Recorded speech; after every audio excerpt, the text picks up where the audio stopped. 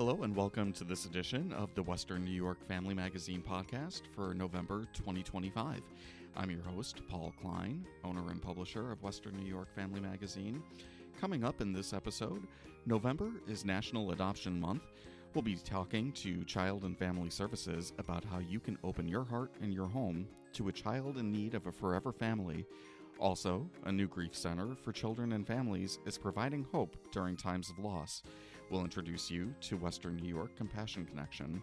But first, inside the Science and Mathematics Complex on the Buffalo State University campus stands a 35-foot dome. And inside that dome, the sky is definitely not the limit. Joining me now is Dr. Kevin Williams, director of the Whitworth Ferguson Planetarium at Buffalo State, to tell us more about their upcoming programs. Welcome, Kevin. Thanks for having me. Thank you. Thanks for joining us. Now, the planetarium has been part of Buffalo State for decades, but this particular facility opened just a few years ago in 2021. Tell us a little bit about the planetarium and what makes it so special. Yeah, with the planetarium, what I like to start by telling people is that it's not an observatory, right? Because we're not going to be looking through telescopes.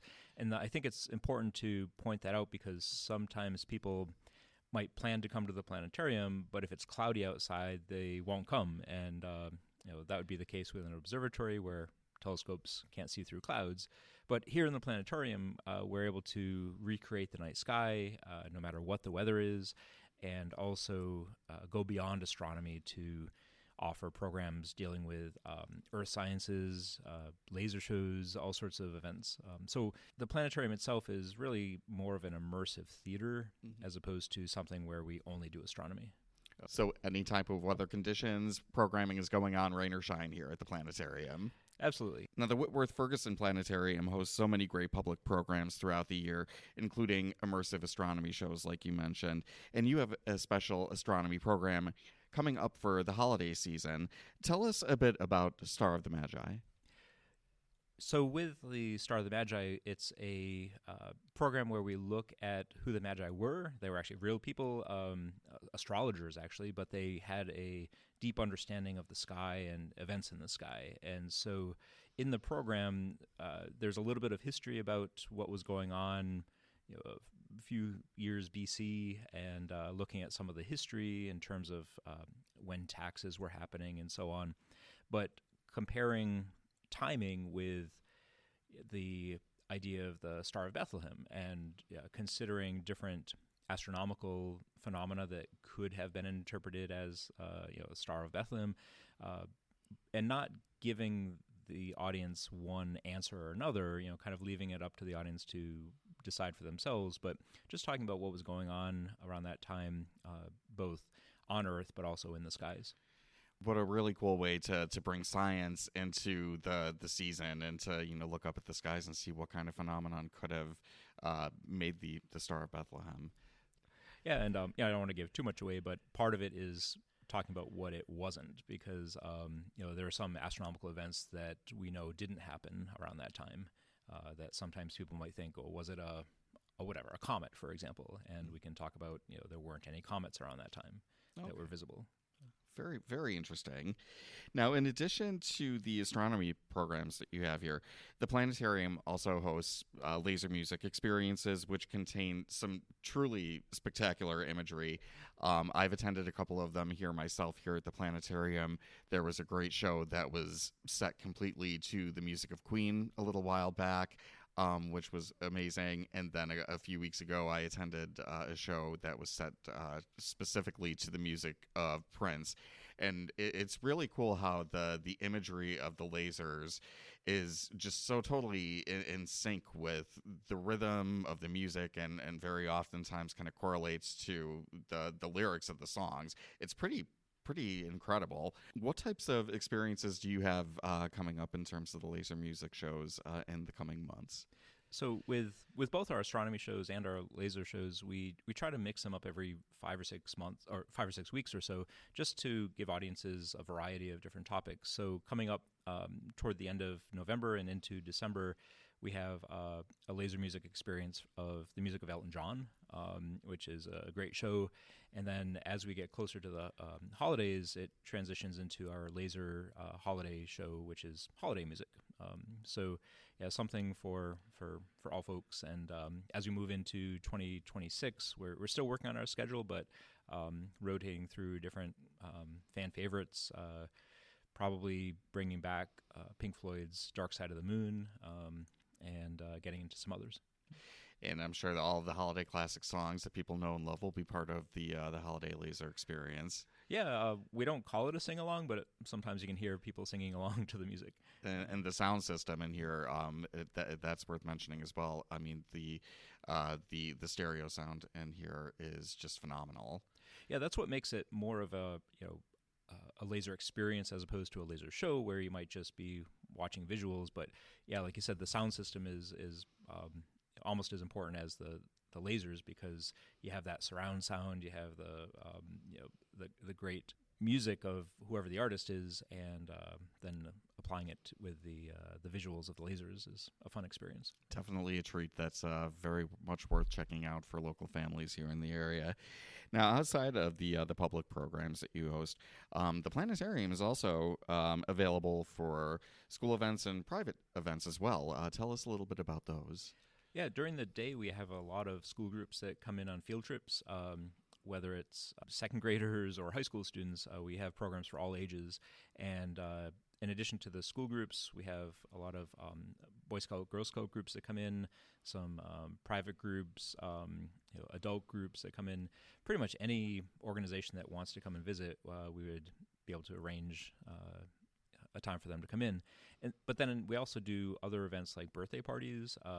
We've done a bunch of birthday parties over the last few years that involve like time in the planetarium, but also time outside of the planetarium where they would have more of the party of the birthday party with like cake or presents, whatever the family decides to do. We've done wedding proposals here in the planetarium. Oh, really? We've done a few of those. And then just a month or so ago, we did our first wedding here in the planetarium. Oh, that's pretty unique. That's an awesome venue to have a wedding. Yeah, we try to think about it, as I mentioned earlier, like as an immersive space, so we can do all sorts of programs. We've done meditation programs in the planetarium. During homecoming this fall, one of the student organizations did a poetry slam here in the planetarium under the stars. We've had a couple of small bands play here in the planetarium. So really thinking about it, not just astronomy or not just science, but in all disciplines or all sorts of events. Very nice. So for your next private event, be sure to consider the Whitworth Ferguson Planetarium as one of your possibilities. Now, where can listeners find more information about all of the events that you have happening here at the planetarium? So our website is planetarium.buffalostate.edu. And on there's information about the planetarium, but also information about school visits and other private visits. And then on there are also links to our Eventbrite page where folks can get tickets to our public shows. Dr. Kevin Williams, thank you for joining us today. Thank you. Up next, every child deserves a family they can call their own. When we come back, we'll be talking to Child and Family Services about National Adoption Month. Stay with us.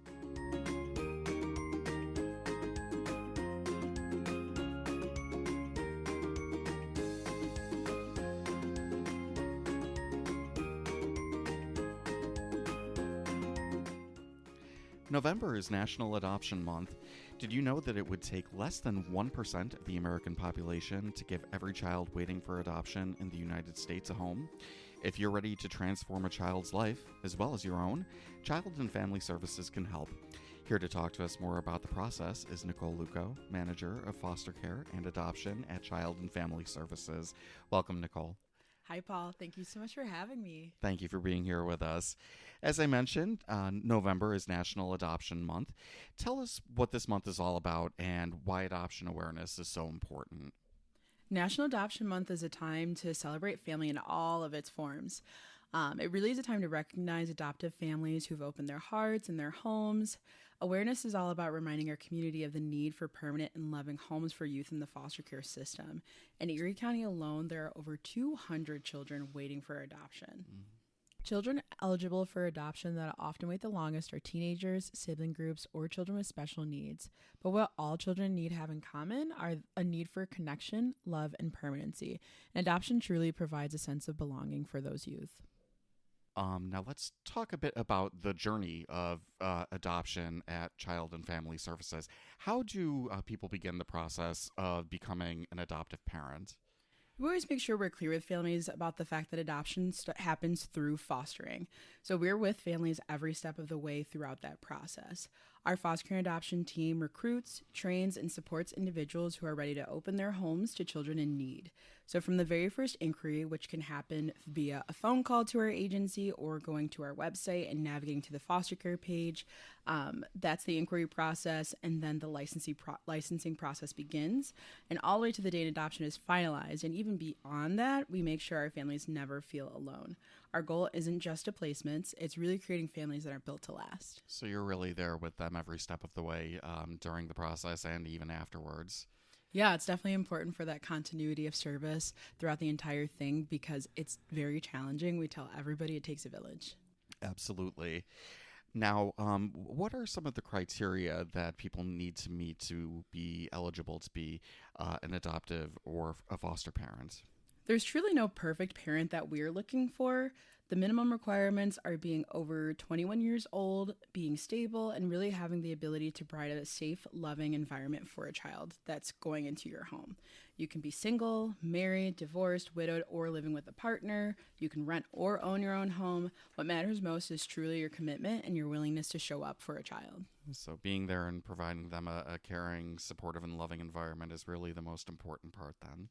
Absolutely. It's really to foster that connection between the child and the adults in the home and making sure that it's a safe and permanent place for them to be. Very good. Now, I'm sure that there are a lot of myths when it comes to the adoption process. What are some of the biggest misconceptions that you hear from people? And I'm sure that the financial portion or the cost to go through the adoption process is probably one of the biggest misconceptions you hear. Yeah, we hear a lot of misconceptions about adoption, that it's too expensive, it takes very long, and that it's very hard to qualify.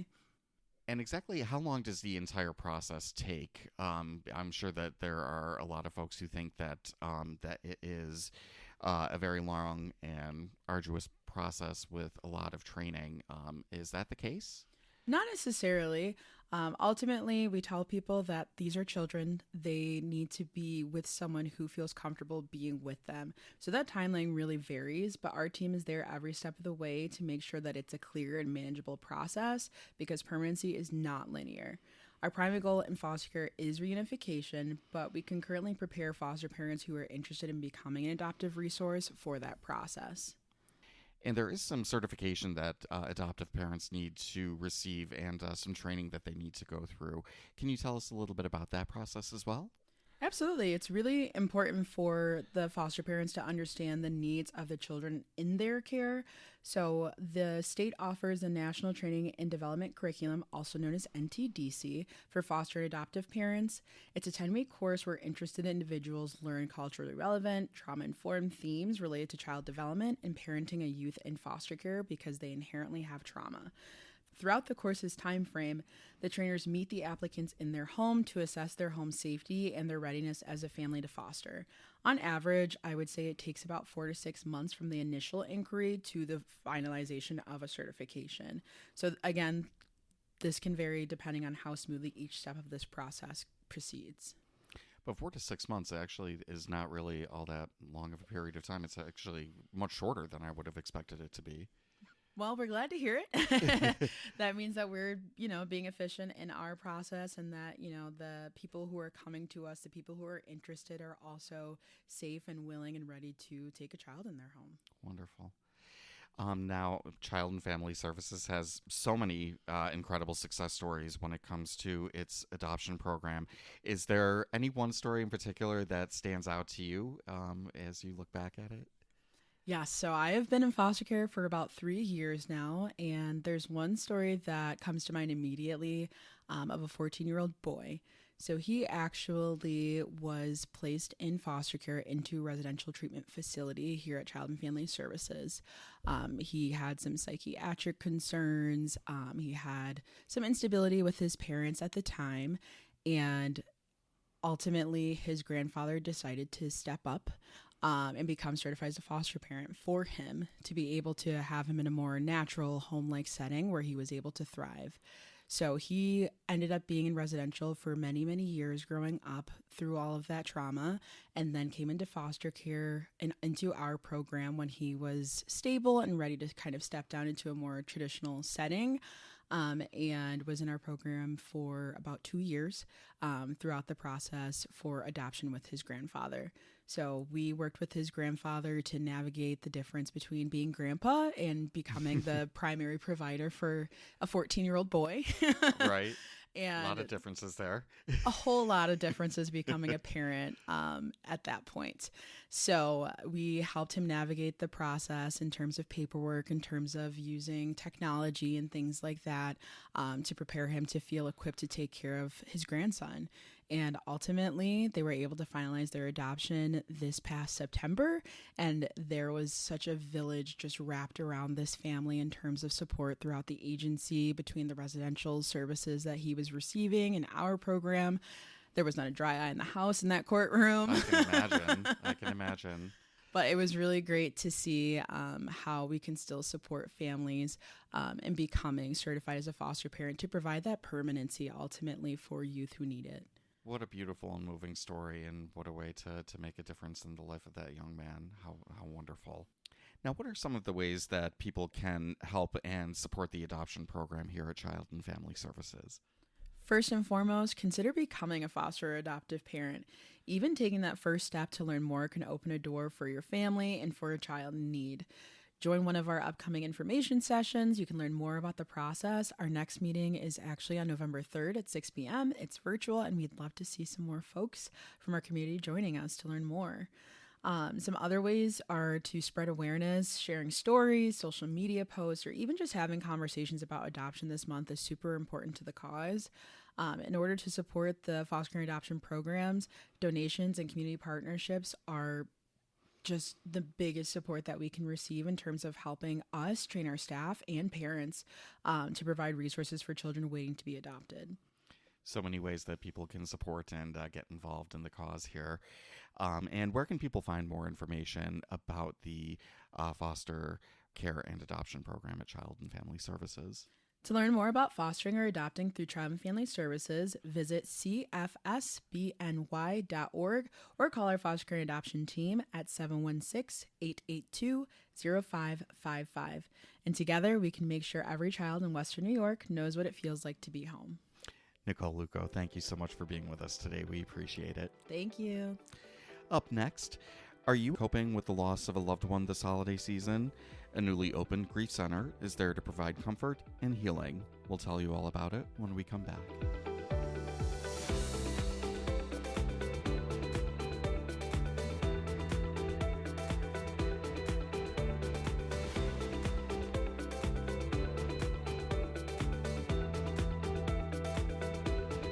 For most families, the holidays are a time of great joy and togetherness.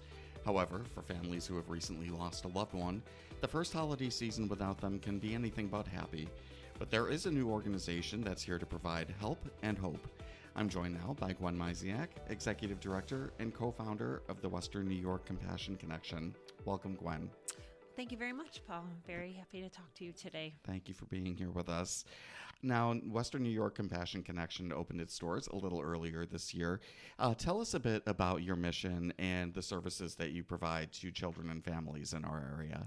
Sure. So Western New York Compassion Connection is first a bricks and mortar grief center, a peer support grief center for grieving children and families here in Western New York. This is an expansion of Punt Pediatric Cancer Collaborative's Ultimate Compassion Program, which has been a peer support grief program for families who have suffered a loss to pediatric cancer since 2013. So Punt has been in this space for over a decade of peer support in grief, connecting families who have gone through a similar journey. And we have been recognizing for many years how what we did is so very powerful and healing.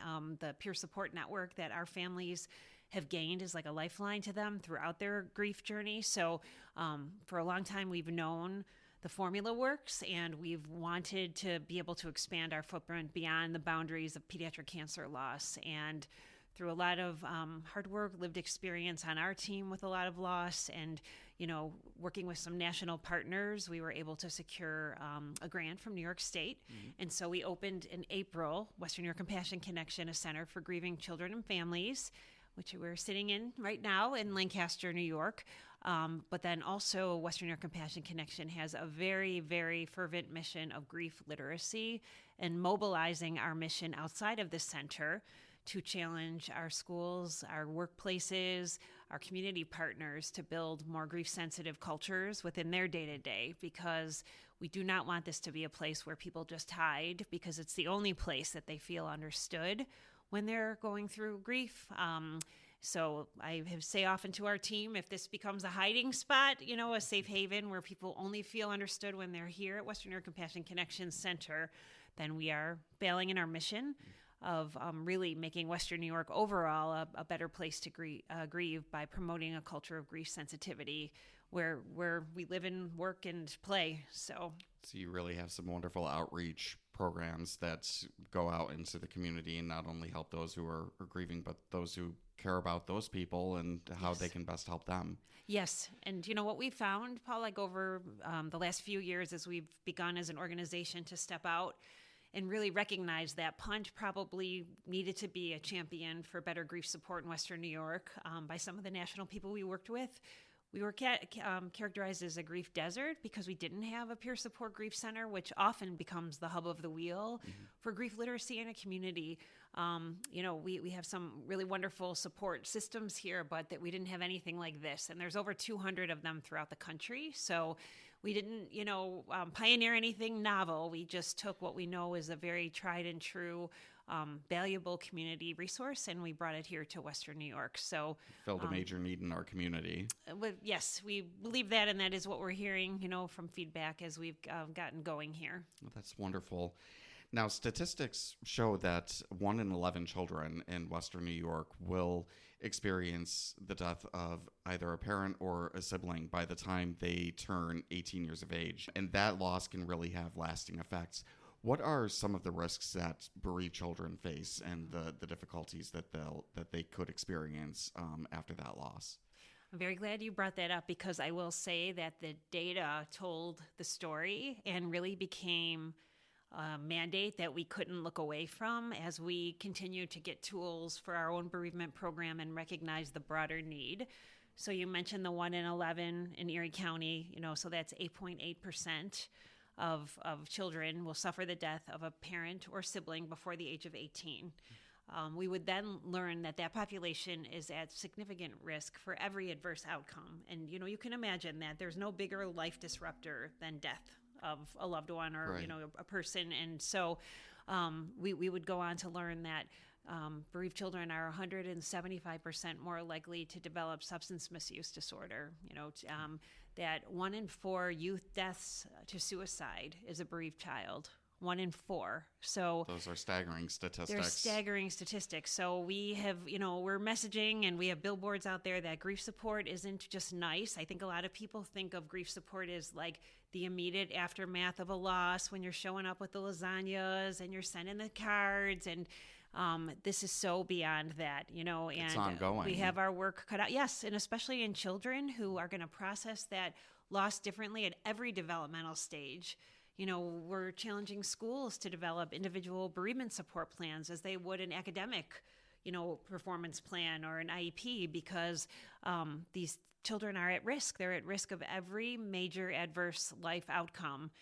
Greater risk because of suffering the death of, in their childhood, which is, as you can imagine, it's very defining, right? And so another statistic that, we've used, I serve on a national board, and one of my co-directors, he told the story of he became involved in running a grief center because he worked in the federal prison system as an IT software engineer, and would come to learn that 90% of juvenile delinquents have suffered a significant loss in their childhood. So, so many of the inmates' stories started with, well, when my mom died, when my dad died, when, my sister died, and then my mom had to go back to work, and I was the man, and so we know that, again, there is no bigger life disruptor than death.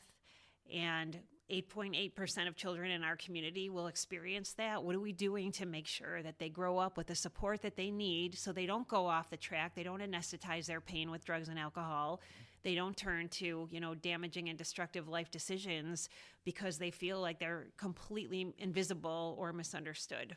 Providing them with coping skills and the tools that they need to process that grief in the proper way is so important. Yeah. And, a lot of times with children, they're in a household where parents are grieving, and they're doing their best to just maintain the day-to-day, of the household. And, we hear a lot from children that, they don't want to share their pain because they don't want to upset mom or dad more, especially in a sibling loss situation where those parents are reeling from losing a child and they still have to parent their other children through that grief. So we are very, very humbled and proud to be partners now in all of this, so that our hope is that nobody has to go through a grief journey like this alone. Now, you do such wonderful work with children in this community. November is National Children's Grief Awareness Month, and you have a terrific bereavement day camp coming up for children and teens. Tell us a little bit about Camp Aaron. Yeah, thank you for mentioning that. So I mentioned earlier that we have a lot of national partners that have really poured into our team here because they were so glad that Western New York would finally have a peer support grief center. So we were connected with many national resources as tools to implement here in our day-to-day. And one of them was connecting with the Aluna Network, and they do a very, very valuable bereavement day camp model. It's one of the top in the country, and it's called Camp Aaron. So Camp Aaron seeks local partners to bring their formula, their model to, a community. And so we received a grant from the Aluna Network to bring Camp Aaron to Western New York. We had one last year just ahead of the holidays. We had 61 children attend. It's 61. A free bereavement day camp. So we have some general themes, we have some activities, and then we break the kids up by age.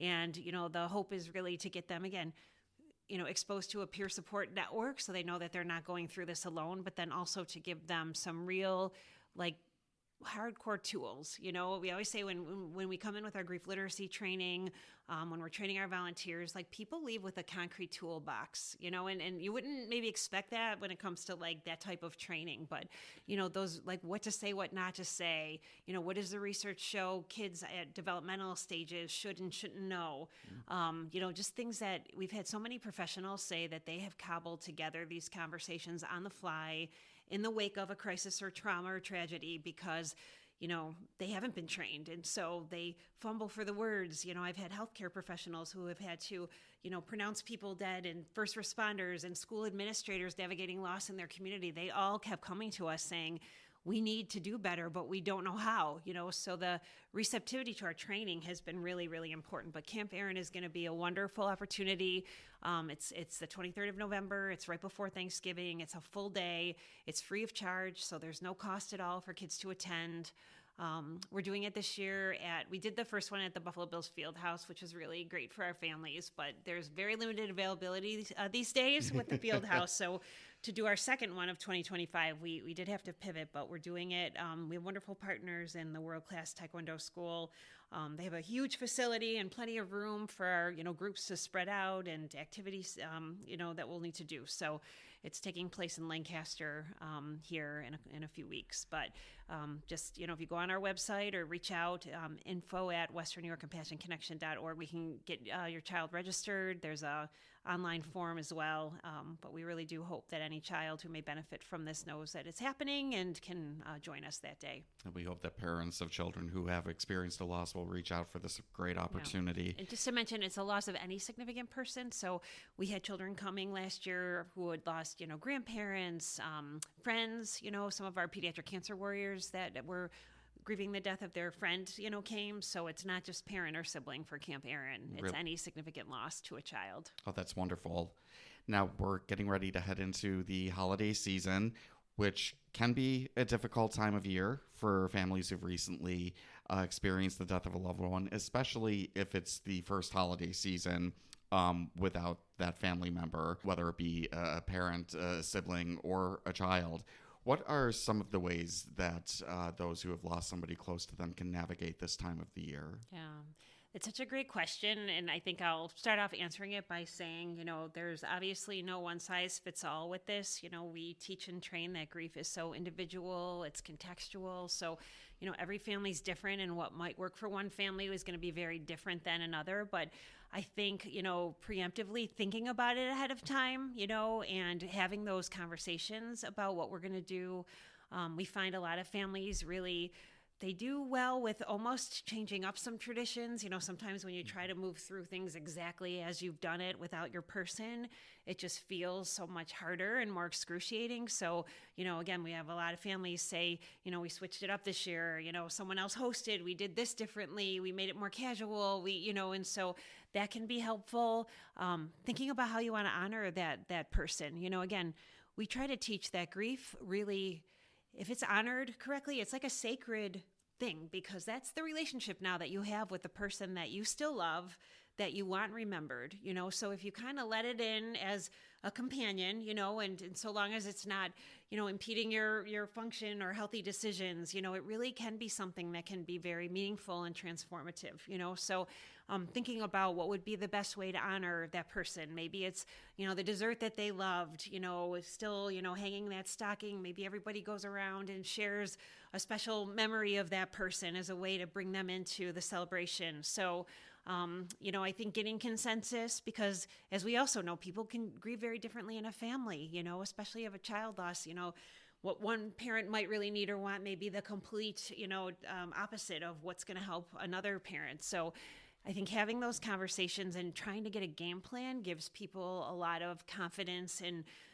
them being able to get through it. Again, it's not going to be happy and celebratory. We know this, but we think that, with preparation and, again, figuring out what would be, appropriate ways to acknowledge and remember, and then being upfront, if you're going to be a guest at a holiday gathering, those host or hostesses need to understand that your grief is coming with you, Right. And I know the pressure, and I felt this firsthand in my own grief journey. You have that pressure to either to be okay or to make the small talk, being, gentle with yourself too. So many people beat themselves up because, oh my goodness, I should be further along by now. Why is it so hard? Why can't, I think that people need to know that their grief is also welcome to come with them, because the pressure that comes with feeling like you've got to either check it at the door when that's all that's on your mind and heart, right, is so debilitating sometimes. But then you're also, as a griever, you don't want to suck the energy out of the room. If you walk in and your grief is coming with you, then it does affect other people's holidays. So, being, again, gentle with yourself, and also it's okay to say no to an invitation if you really think it's not going to be helpful to you, and just explaining that, that I think for this year, we're going to sit this out, we just need some time, and, being advocates, for what you need, right. Even though that's really hard for grieving people, because sometimes they don't know. Right. Yeah.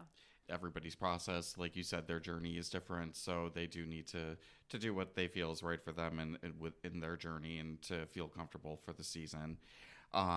And you had already mentioned a little bit about what other people can do in terms of for their loved ones who have lost somebody. So I kind of wanted to dive a little further into that. For our listeners who have somebody close in their lives who have lost a loved one, what can they do to support their friends and family members during the holidays, and what should they not do or say to make things more difficult for those people? All right. So we have a whole grief literacy training that really does a deep dive into all of these things, but they're very applicable to the holiday season. And I would say one of the most important things you can do is not assume that you know how somebody's feeling or what they're going to want. Giving, that griever the empowerment and agency to, yes, or like, we'd like to, honor your loved one by having an empty chair at the table. Would that be okay? Would you prefer not to? Giving people that agency to make those decisions, witnessing their grief, making it really clear, like, I know what a hard holiday this is going to be for you. Again, you're never reminding people. They're carrying this with them every minute of every day. So that acknowledgement of, again, that sensitivity of, I know that this is going to be a hard holiday. How can we best honor your person? I would say the disclaimer that any way you're going to feel that way is going to be okay, that day. If you're coming and you're actually feeling a little joy, or it's okay to be even happy too. I think some people feel judgment in that if it's one of those days that grief doesn't have you in a vice grip, and but oftentimes that's not the way the holidays play out. But I think it's just so important, to again be sensitive by not assuming that you know what that person thinks, and by understanding too that how they answer you that day might change on Christmas morning, because how grief is dynamic and it's a spiral, and you can't predict what kind of a day it's going to be. So Right. holding that space, giving that person the grace to be okay with however they're feeling, that's a great gift. And I think, one thing, Paul, we do find is an overarching, again, this is all based on research, what we teach and train here, but when you speak of the person's deceased loved one, whether it's sharing a memory, using their name, saying their name, it's the biggest gift that you give, because what we hear oftentimes from people that are grieving, especially, when it comes to children's grief and parent, it's the second biggest, worst thing to losing them is going to be that it feels like as people pressure you to move forward, you're moving away from that, and the love of your person, and nobody wants to let go of the love or the special bond that they had. And so when we as support people are not afraid to bring up that person, I was thinking of Tom today when I was in Wegmans, all those apples. I remember how much he loved, his Fuji apples. Those are such great gifts that you give to somebody to let them know that you continue to carry their loved one, in your heart, and that they're still a part of, your life and remembering them. So Right. By not acknowledging them, that's almost as if that's even more of a loss, I think. Yes. And again, that is, I think, the quickest way to invalidate somebody's pain, to make somebody feel completely isolated and misunderstood. Not saying anything is sometimes almost the cruelest thing you can do, Right. because people, need to know that you're still there and you're thinking about them. Another thing we talk a lot about, and, Paul, this is just such a default naturally for our society, because, we want to make people feel better. So what do we say? And think about, maybe you've said it, I bet people listening have said at least, those two words, at least. At least you got to say goodbye. At least, you have your other children to celebrate the holiday with. At least, and the minute you start anything with at least, you're immediately diminishing somebody's pain. Right. So we teach and train. If it starts with at least, don't say it, because there's usually nothing helpful that follows after those two words. It's very good advice. Very good. Thank you. Very good advice, and such great and important services that you're providing here. Where can our listeners find more information about Western New York Compassion Connection and the services you offer? Thank you. So we have a website. It's westernnewyorkcompassionconnection.org. We have an amazing team here at our center. We have a community outreach person, a program coordinator, our grief support services manager, who's a social worker. We love company at the Grief Center. We love to bring people through the space, show them, explain. We have a ton of peer support groups that are running here.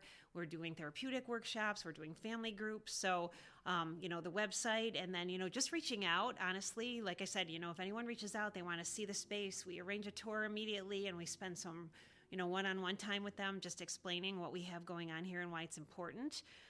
Also, challenging, again, school communities, workplaces. We want to get to the HR directors to have better bereavement, policies, making their workplace a more grief-sensitive environment so people don't have to compartmentalize so much.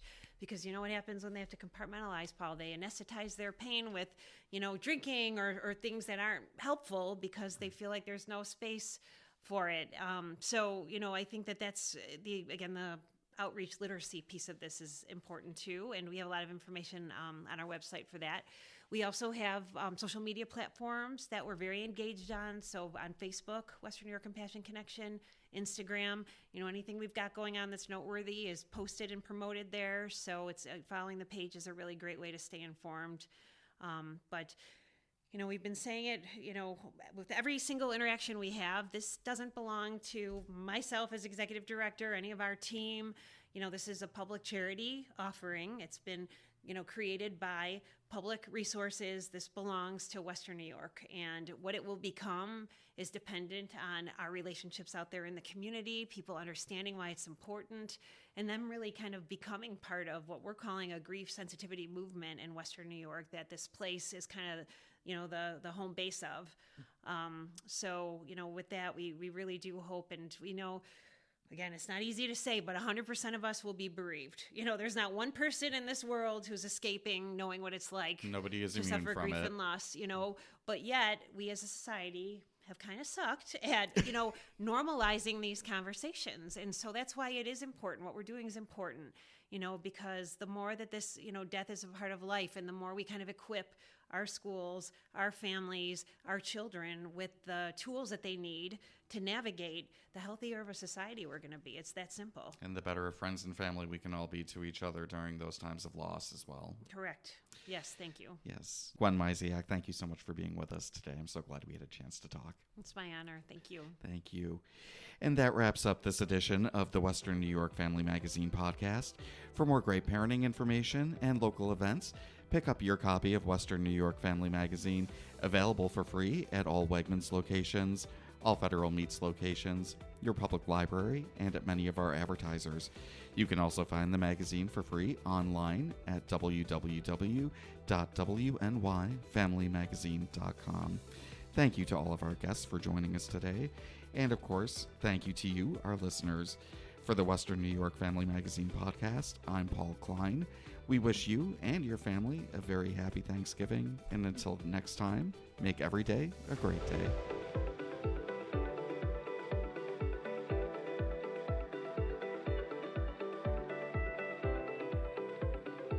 The Western New York Family Magazine podcast is a production of Western New York Family Incorporated.